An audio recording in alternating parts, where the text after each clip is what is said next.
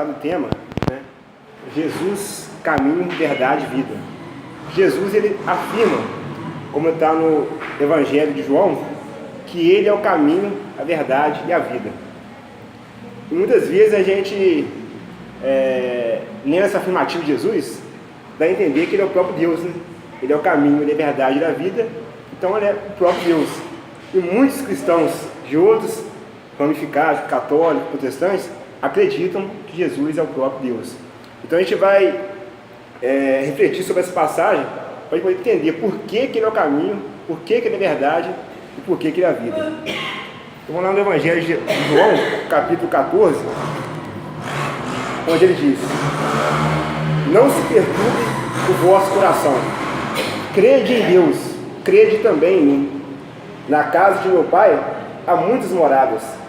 Se não fosse assim, não teria dito que vou preparar um lugar para vós. E se eu for e preparar um lugar para vós, venho novamente e vos tomarei para mim mesmo, a fim de que onde eu estiver, vós estejais também. Sabeis o caminho aonde eu vou. E Tomé lhe disse: Senhor, não sabemos onde vais, como podemos saber o caminho? E Jesus lhe disse: eu sou o caminho, a verdade e a vida. Então vamos refletir sobre essa passagem. Então a gente vai fazer uma viagem lá atrás, na nossa origem, de como nós fomos criados por Deus, para poder entender todo o processo, entender essa afirmativa de Jesus. Tomé lhe diz: Senhor, não sabemos aonde vais, como podemos saber o caminho? Jesus lhe diz: eu sou o caminho, a verdade e a vida. Ninguém vai ao Pai senão por mim. Na questão 115 do Livro dos Espíritos, Kardec pergunta: dos espíritos, uns teriam sido criados bons e outros maus? Seriam então os anjos, eles já foram criados perfeitos, como acredita a igreja? Jesus já foi criado perfeito e nós outros temos que vir aqui na terra para poder sofrer, passar tanta vicissitude para alcançar a angelitude? Ou pior, nem alcançar a angelitude, como acreditam as outras religiões? E os espíritos respondem: Deus criou todos os espíritos simples e ignorantes, isso é, sem saber. Então todos os espíritos foram criados de forma igual, não há diferença na criação. Deus, sendo soberanamente justo, dá a mesma oportunidade, o mesmo ponto de partida para todos, inclusive Jesus. Ele também foi criado simples, ignorante, ou seja, sem saber, sem conhecimento. São iguais os espíritos ou há entre eles qualquer hierarquia? Os espíritos respondem: são de diferentes ordens, conforme o grau de perfeição que tenham alcançado. Então nós somos criados simples e ignorantes, sem saber, sem conhecimento. A partir do momento que nós tomamos conhecimento de nós mesmos, nós passamos a entender que nós existimos, igual o animal, ele não tem noção que ele existe, que ele é um ser, que ele é uma criatura de Deus. Lá no começo nós tínhamos mais instinto do que inteligência. Nós assemelhávamos mais ao animal do que ao homem civilizado de hoje em dia. A criança, o bebê, até uns 2 meses ele não tem noção que ele existe, que ele é um ser. Depois ele começa a conhecer a mãozinha dele, começa a olhar, começa a rir, começa a mexer o pezinho, começa a entender que ele faz aquele movimento, que ele existe. Então, quando nós temos conhecimento que nós existimos, a inteligência começa a sobressair sobre o instinto, nós ganhamos então o livre-arbítrio.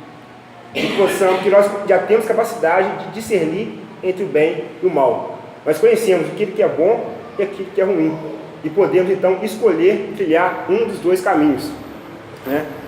Então, a partir daí começa a haver uma hierarquia entre os espíritos, porque um resolve trilhar o caminho do mal e outros do bem. Então começa a haver uma certa diferença hierárquica entre os espíritos. Olha lá, o progresso dos espíritos. Nós fomos criados simples, ignorantes, e passamos então, Kardec divide em 3 classes, 3 ordens. os espíritos imperfeitos, os bons espíritos e os puros espíritos. Nós fomos criados simples e ignorantes e pela reencarnação passamos por todas essas fileiras até chegarmos a estágio de espíritos puros. Esse é o objetivo da nossa encarnação. Os espíritos seguem a marcha progressiva da natureza. Os das ordens inferiores são ainda imperfeitos. Depois de depurados, atingem as ordens superiores, avançam na hierarquia à medida que adquirem qualidades, experiência e conhecimento que lhes faltam. No berço, a criança não se assemelha ao que será na idade adulta, portanto, é o mesmo ser. Então, Kardec divide em 3 classes, como foi dito, 3 ordens. Os espíritos da terceira ordem são os espíritos imperfeitos. E dentro dessa ordem, Kardec divide em 5 classes os espíritos imperfeitos. Tem os espíritos impuros, que na verdade todos nós somos, enquanto nos depurarmos. Os espíritos levianos, aqueles que se comprazem no mal. Os espíritos pseudo-saibos, ou seja, aqueles que já evoluíram em inteligência, mas não em moral, e utilizam desse conhecimento para praticar o mal, para extorquir, utilizam conhecimento para criar uma quadrilha organizada no crime, e diversas formas. Os espíritos neutros, aqueles que não praticam o mal, mas também não praticam o bem, não faz nada, passa a vida inteira largado no sofá, deitado no sofá, vendo televisão, não faz nada. Mas como diz Kardec, só de não fazer o mal, não fazer o bem, já é um grande mal. Os espíritos perturbadores, que tem aos montes por aí, então esses são os espíritos da terceira ordem, os espíritos imperfeitos, e nós estamos aqui, a terceira ordem ainda. Então tem também a segunda ordem, os bons espíritos. Kardec divide em 4 classes. Os espíritos benevolentes, aqueles que já despertaram dentro dele a vontade de fazer o bem para o próximo. Lá no livro dos Espíritos, Kardec pergunta: o que é caridade como entendia Jesus? E responde: benevolência para com todos, indulgência com as imperfeições alheias e perdão das ofensas. Então a benevolência é o primeiro passo da caridade. É que eles já desenvolveram a vontade, que passa, vê alguém necessitado, vai de encontro para poder socorrer. Os espíritos prudentes sábios. É parecido com o pseudo-sábio, só que eles evoluíram muito em inteligência, muito em ciência, nem tanto assim em moral, só que mais evoluídos do que o pseudo-sábios. Só que, diferente deles, eles não utilizam esse conhecimento para o mal. Eles utilizam conhecimento para o bem. Só que apenas restrito ao campo da matéria.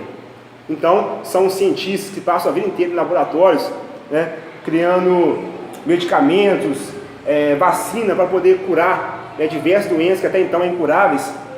Utilizam todo o seu conhecimento para a ciência material, mas não aplica ela na ciência espiritual. E os espíritos de sabedoria é que utiliza, trabalha tanto o lado intelectual, tanto o lado moral. Porque ter conhecimento é uma coisa, todos nós temos. A gente vem na casa espírita, ouve palestra, a gente faz palestra, tem conhecimento. Mas a gente aplica isso no dia a dia? O aplicar é sabedoria, Então os espíritos já praticam isso, colocam em prática todo o conhecimento. E os espíritos superiores, que estão um passo ali na classe dos espíritos puros. Esse que já, como se fosse a junção das outras 3 classes anteriores. E ele já tem algumas funções mais, vamos dizer assim, maiores do que aqueles outros, E eles muitas vezes é o nosso espírito protetor, é o nosso mentor espiritual, Emmanuel é o exemplo de espírito superior, E temos também, na primeira ordem, classe única, os espíritos puros. Os espíritos puros é aqueles que se purificaram totalmente, Então, na próxima slide vai falar sobre isso. Ó. Terceira ordem, predominância da matéria sobre o espírito. Somos nós. Predominância da matéria sobre o espírito. Nós ainda vivemos para satisfazer os sentidos, né? Seja ele um vício da bebida, do cigarro, um vício moral, né? Em geral, é o que? É a predominância da matéria sobre o espírito, o que é um obstáculo muito grande para que nós praticamos o bem. O da segunda ordem é a predominância do espírito sobre a matéria. Então, na terceira ordem, ele é escravo do dinheiro, ele é escravo do poder, ele é escravo da beleza, ele é escravo das drogas, da bebida, do cigarro. Os espíritos bons, eles controlam esses vícios. Ele tem dinheiro, mas não é escravo do dinheiro. Ele controla, né? Tem beleza, mas não é escravo da beleza, né? Então, o espírito predomina sobre a matéria. E o da primeira ordem, os espíritos puros. Nenhuma influência na matéria. Tanto no mundo espiritual quanto encarnado, não sofre nenhuma influência na matéria, seja ela do tipo que for. Então, eu pergunto para vocês, vocês conhecem? Se conhecer, pode falar, mas eu não me lembro, pelo menos o pouco que conheço, não me recordo, de algum espírito que passou aqui na Terra, que não sofreu nenhuma influência da matéria, a não ser Jesus? Conseguem falar? Porque Chico Xavier sofreu, Bezerra Menezes sofreu, Francisco de Assis sofreu também. Sofreu, fez, muito evoluído, mas sofreu também, Então, eu não conheço nenhum outro espírito, pelo menos que encarnou aqui na Terra, que não sofreu nenhuma influência da matéria. Então, Jesus Cristo é o único espírito puro que encarnou aqui na Terra. Podemos dizer, tanto encarnado, tão desencarnado, é um espírito vinculado à Terra que se tornou um espírito puro. Todos nós estamos no caminho de tornarmos um dia um espírito puro. O que se torna o espírito depois da sua última encarnação? Bem-aventurado, é um espírito puro. Então, depois da última nossa encarnação, nós tornamos um espírito puro. O espírito puro é aquele que não tem necessidade mais de encarnar. Não tem. Só reencarna em ocasiões muitíssimos especiais, como foi o caso de Jesus, por exemplo. Ou seja, reencarnam como pode encarnar tanto no meio religioso, tanto no meio também da ciência. Eles só reencarnam com o objetivo de acelerar o progresso da humanidade. Esse é o objetivo da encarnação do espírito puro. Ele não tem que encarnar para evoluir. Não precisa mais. Então, chegamos a estágio de espíritos puros. Aí nós podemos pegar a nossa carteira de trabalho, de milhões de anos de trabalho, levar para Deus e aposentar. Chegamos então aonde nós poderíamos chegar, que é se tornar um espírito puro. Tá certo? Não, estou errado. Espírito São Luís vem jogar um balde, jogar fria aí. Ele vem dizer na Revista Espírita de 1858, se não me engano, que quando chegamos ao estágio de espíritos puros, que é o objetivo da nossa encarnação, começa um novo processo evolutivo entre os espíritos puros. E o mais alto grau desse processo evolutivo são os Cristos. Então, entre os espíritos puros, começa uma nova etapa de evolução, e o mais alto grau são os Cristos. Espírito puro é só Jesus. Cristo, nem adianta falar, né? É só Ele mesmo aqui na Terra. Lá no livro A Caminho da Luz, Emmanuel vem falar da comunidade de espíritos puros, que existe uma comunidade de espíritos puros que dirige e governa todo o cosmos. Rezam as tradições, diz Emmanuel, do mundo espiritual, que na direção de todos os fenômenos do nosso sistema, existe uma grande comunidade de espíritos puros e eleitos pelo Senhor Supremo do Universo, em cujas mãos se conservam as rédeas diretoras da vida de todas as coletividades planetárias.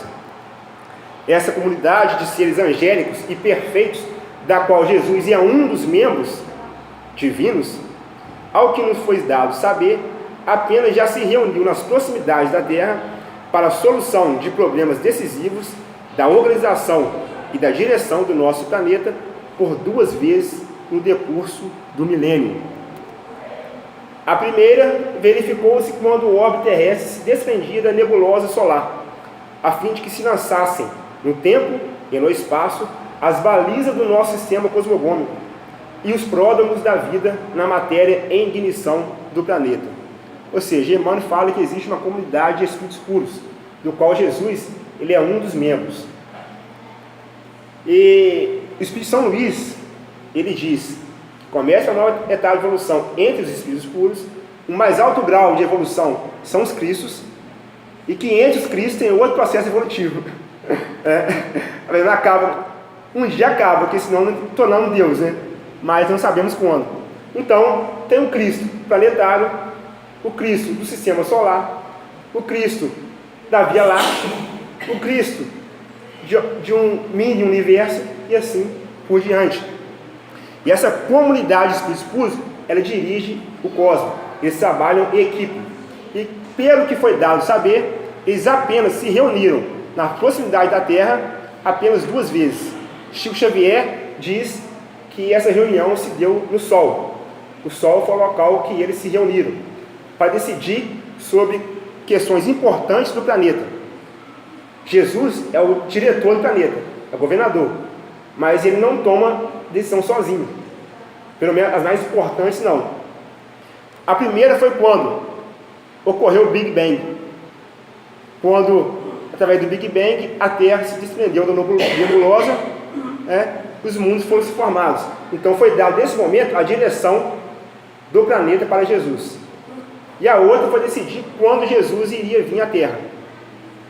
Então eles se reuniram e tomaram essa decisão em conjunto. Antes do mundo existir, Jesus já era Cristo. E a ele foi dada a direção que estava da Terra, que estava para se formar. Emmanuel, no livro Caminho da Luz, diz: a genealogia de Jesus se perde na poeira dos sóis. Então vamos entender o que Emmanuel quis dizer. Segundo os cientistas, um Sol ele tem vida média de 15 bilhões de anos. A evolução de Jesus se passou por um sistema solar que já não existe mais, virou poeira. Só que nenhum se perde na poeira dos sóis. Então, no mínimo, quando a Terra foi dada a direção para ele, ele já era um jovenzinho de pelo menos 30 bilhões de anos. No mínimo. Isso vão colocar que ele passou apenas por 2 sistemas solares que já não existe mais, que virou poeira. Então, no mínimo 30 bilhões de anos de existência, de evolução, quando a Terra foi dada para ele a direção. Então ele já era um Cristo, né? Então a gente entende por que ele é o caminho, né? Quando tem uma música que fala estrada eu vou, estrada eu sou. Quando eu estou indo para um lugar que eu não conheço nada, eu preciso de um guia para poder me orientar. E o guia me orientando, estrada eu vou. Mas quando eu chego lá, eu já posso orientar outras pessoas, eu já conheço o caminho. Então estrada eu sou, né? Então essa música fala isso. Então qual é o único espírito que chegou até o Pai? Jesus. Emmanuel fala que a comunhão que Jesus tem com Deus é indescritível, não tem como descrever. Emmanuel, Chico Xavier psicografava nessas mensagens de Emmanuel, por exemplo. Como acontece isso? Emmanuel emite o seu pensamento, Chico Xavier, como médium, capta o pensamento de Emmanuel e transmite esse pensamento na forma da fala ou da escrita. Diz Emmanuel, que quando chegamos ao Espírito puro, Cristo, ao estado de Cristo, você capta o pensamento direto de Deus. Direto. Os Espíritos puros, os demais, recebem ordem do Cristo, mas Cristo recebe ordem direta de Deus. Por isso que fala que quando Jesus estava encarnado, ele era um médio de Deus. Tudo que ele falava, era Deus que falava através dele. Então, por isso ele é o caminho. Ele é o único que percorreu todos os caminhos que chega até o Pai. Por causa disso que ninguém vai ao Pai se não for por ele. Só ele conhece o caminho. Felipe lhe diz: Senhor, mostra-nos o Pai. Isto nos é suficiente. E Jesus lhe diz: Felipe, por tanto tempo estou convosco e não me conheceis? Quem me vê, vê o Pai. Como dizes tu, mostra-nos o Pai? Não crês que eu estou no Pai e o Pai está em mim? As palavras que eu vos digo, não falo de mim mesmo, mas o Pai, que permanece em mim, que realiza as obras. Paulo de Tarso chegou a um ponto da sua transformação íntima, que ele falava: não sou eu mais que... eu não tenho mais vontade, não. Eu não vivo, mas é Cristo que vive em mim. Ele só fazia aquilo que Cristo mandava. E Jesus é isso. Ele só faz aquilo que Cristo, que Deus manda. Então ele é o caminho, mas ele também é a verdade. Porque a verdade é Deus. E a verdade está com ele a todo momento. E tudo que ele fala, tudo que ele demonstra, tudo que ele vive, é a personificação da verdade.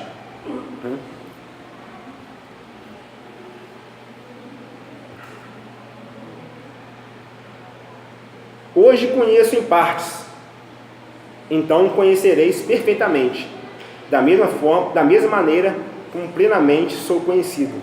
Está lá na primeira carta de Paulo para os Coríntios, capítulo 13, versículo 12. Hoje nós conhecemos em partes, nós não temos a verdade absoluta, nós conhecemos em partes, cada um conhece um pouco de alguma coisa. E Emmanuel também comenta isso, essa parte. Por isso vemos verdades estagnadas, está errado aí, nas igrejas dogmáticas, verdades provisórias nas ciências, verdades progressivas nas filosofias, verdades convenientes nas lides políticas e verdades discutíveis em todos os âmbitos da vida civilizada. Semelhante imperativo, porém, para a mentalidade cristã, apenas vigora quanto às massas. Diante de cada discípulo, no reino individual, Jesus é a verdade sublime e reveladora. Nós conhecemos a verdade por partes, mas quando nós conhecemos Jesus plenamente, do jeito que Ele é, conseguir interpretar a sua mensagem de forma fiel àquilo que Ele quis nos demonstrar, nós conheceremos a verdade como um todo. Deixaremos de conhecer em partes e conheceremos a verdade como um todo. Na casa de meu Pai há muitas moradas. Se não fosse assim, não teria dito que vou preparar um lugar para vós. E se eu for e preparar um lugar para vós, venho novamente e vos tomarei para mim mesmo, a fim de onde eu estiver, vós estejais também. Então Jesus promete o que? Uma segunda vinda. E muitos cristãos, católicos, protestantes, estão esperando essa segunda vinda. Assim como os judeus até hoje estão esperando a primeira vinda de Jesus. Mas assim como João Batista, que o povo não compreendeu, Jesus já voltou. Mas muita gente ainda não compreendeu. Porque ele não voltou em carne, ele voltou em espírito. Jesus promete também que se guardássemos o seu mandamento, ele rogaria o Pai um novo Consolador, o Espírito de verdade, que iria relembrar tudo aquilo que ele disse anteriormente e nos revelar todas as coisas, e estaria conosco eternamente. Tem o Evangelho segundo o Espiritismo aí? Esqueci de pedir antes. Foi pegar lá. Entendeu?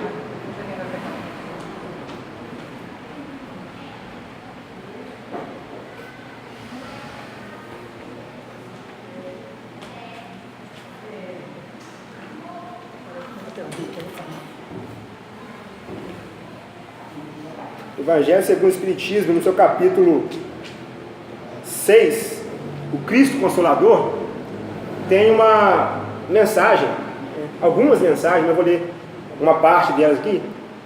O advento do Espírito de verdade. A mensagem do Espírito de verdade. Antes de ler essa parte, queria comentar estava lendo a biografia de Kardec, numa passagem mostra que Kardec estava em casa, organizando o livro, o Evangelho segundo o Espiritismo, se eu não me engano, e chegou uma determinada parte do Evangelho, ele foi escrever, ouviu uma pancada na parede. Ele ouviu uma pancada na parede e parou, voltou novamente a escrever, outra pancada na parede, e toda vez que ele escrever, é uma pancada na parede. Então ele deixou aqui para lá, foi tomar um café, conversou com a sua esposa, parar as batidas. Depois de algum tempo, ele voltou de novo, quando pegou na caneta, voltou de novo a batida. Então ele largou aquilo para lá e foi dormir. No outro dia, na reunião mediúnica, cujo diretor espiritual era nada mais nada menos que São Luís, ele pergunta para São Luís, que era aquelas batidas? Aí ele responde, é um espírito tentando te advertir. Mas quem é esse espírito? Ele é um espírito familiar. Um espírito familiar? Mas qual o nome? Pergunta para ele mesmo, ele está aqui. Então Kardec vira, conversa e pergunta, mas quem é vós? Para você, eu irei chamar a verdade. Então vamos parar depois de voz de novo. Instruções dos Espíritos, advento do Espírito de verdade. Venho como outrora, então já veio, aos transviados filhos de Israel, trazer-vos a verdade e dissipar as trevas. Escutai-me, o Espiritismo, como fez antigamente a minha palavra, tem de lembrar aos incrédulos que acima deles reina a imutável verdade, o Deus bom, o Deus grande, que faz germinar as plantas e levantar as ondas.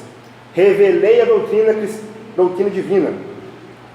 Como cefeiro, reuni em feixes o bem espaço no seio da humanidade e disse, vinde a mim, todos vós que sofreis. Mas, ingratos, os homens afastaram-se do caminho reto e largo que conduz ao reino de meu Pai, e enveredaram pelas ásperas sendas da impiedade. Meu Pai não quer aniquilar a raça humana, quer que, ajudando-vos uns aos outros, mortos e vivos, isto é, mortos segundo a carne, porquanto a morte não existe, vos socorrais mutuamente, e que se faça ouvir não mais a voz dos profetas e dos apóstolos, mas a dos que já não vivem na terra, a clamar, orai e crede. Espíritas, amai-vos, este primeiro ensinamento, instruí-vos, este o segundo. No cristianismo se encontram todas as verdades. São de origem humana os erros que nele se enraizaram. Eis que do além-túmulo, que julgáveis o nada, vozes vos clamam, irmãos, nada perece. Jesus Cristo é o vencedor do mal. Sede os vencedores da impiedade, o Espírito de verdade. Então aqui fica muito claro que Jesus é o próprio Espírito de verdade. Ele não dizia, eu sou a verdade. Então o único que poderia se dizer, se passar como sendo a verdade, era Jesus. E como diz ele, vim antigamente e voltei, para conduzir o rebanho que estava perdido. Porque os homens distorceram a mensagem do Cristo, por poder, por ganância, por ambição e por questões pessoais. A Igreja Católica, principalmente, que reteve nela todos os ensinamentos, deturpou toda a verdade e atrasou, como diz Emmanuel, pelo menos 600 anos do progresso da humanidade. Então, ele voltou, só que agora como o Espírito de verdade. E lá fala, São Luís fala, é seu espírito familiar, para a gente ver a grandeza de Kardec, espírito familiar. Aí Haroldo diz, mas não fica triste não, que Deus é Pai, nós somos da mesma família. Então ele é o caminho, mas Ele também é a verdade, Ele também é a vida. Eu sou a luz do mundo. Quem me segue não andará nas trevas, pelo contrário, terá a luz da vida. Aquele que crê em mim, ainda que seja morto, viverá, né, diz Jesus. Lá no livro dos Espíritos, Kardec pergunta, né, qual o maior modelo que Deus tem oferecido à humanidade para nos servir de guia e modelo para podermos chegar até o Pai?